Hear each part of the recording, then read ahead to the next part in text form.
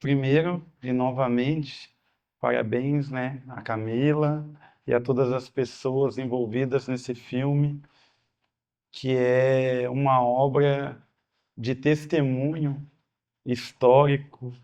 E a grande contribuição dessa obra cinematográfica, acredito que é justamente essa: é não deixar o Júlio César morrer, não deixar o Júlio César ser apagado, não deixar o Júlio César entrar na correnteza tranquila das estatísticas brasileiras, não deixar o Júlio César virar um número, fazer da vida do Júlio César não só uma obra cinematográfica, que é o início e importante, porque é a nossa história, a história dele é a nossa história, mas é também fazer com que essa história ganhe significado nos dias de hoje. Trabalhador é homem errado porque é trabalhador. Que tristeza!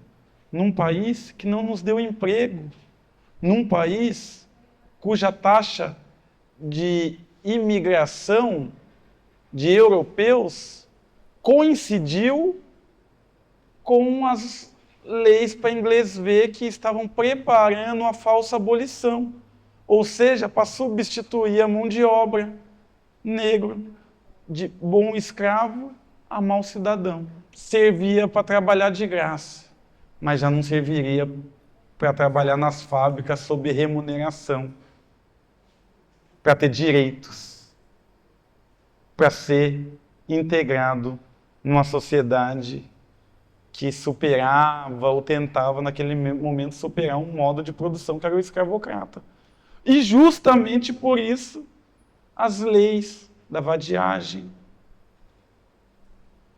Quando se diz era o homem errado porque trabalhava, por outro lado da moeda se diz então que o negro que não trabalha é vadio. E os vadios têm que ser controlados, nem que seja pela violência letal do Estado. Então, todos esses pontos se ligam de forma imediata nessa obra e já nos provoca reflexões de 2025, mas de séculos atrás, né, cara? Então é um filme que interpela. Você assiste e não passa batido. O filme te atravessa. Tanta humilhação, atravessar o oceano pra trampar na sua plantação. Café, algodão, cana, escravidão. Alforriar o nosso corpo, mas deixar a mente na prisão. Não, abre logo a porra do cofre. Não tô falando de dinheiro, eu falo de conhecimento. Eu não quero mais estudar na sua escola, que não conta a minha história, na verdade me mata por dentro. Me alimento da sabedoria de entidades de terreiro. Sou guerreiro. Apesar das violências, você ainda tem fé na política.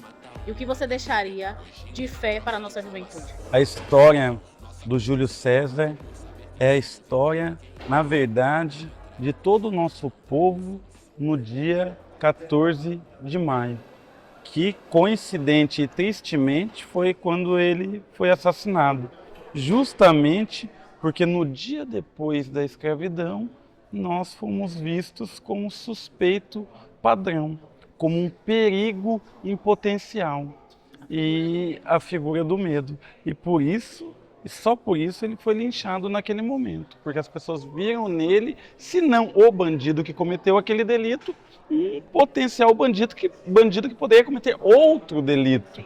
E assim nós somos vistos ainda hoje em 2025. O nosso maior problema é qual?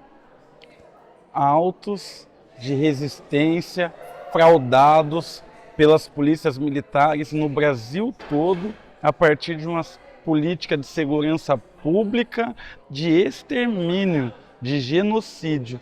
E eu acredito que é a gente organizado, coletivamente, se empoderando, tomando para nós as rédeas da história e sendo protagonistas da nossa própria caminhada, a gente tem plenas condições de instituir uma segurança pública que coloque a vida em primeiro plano e não o patrimônio ou a ordem das coisas.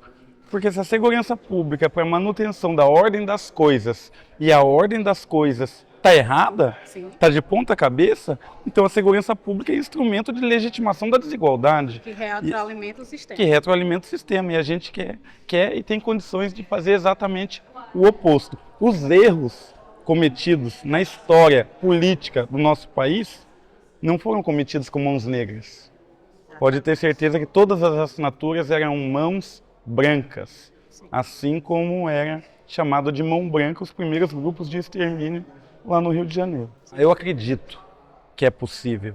E só será possível se a gente ocupar os espaços de poder sem se desvirtuar, sendo nós mesmos, com a nossa história, com a nossa cultura, com a nossa ancestralidade, com o nosso modo de ser no mundo.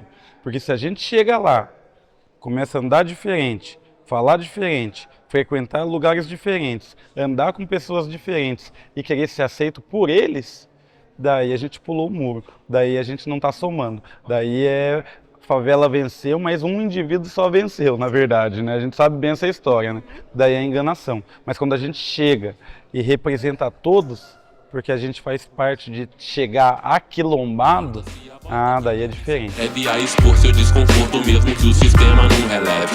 Não é leve não, mano, pesado pique um fardo. Eu tenho amigos do outro lado, são exceções que eu tenho amor.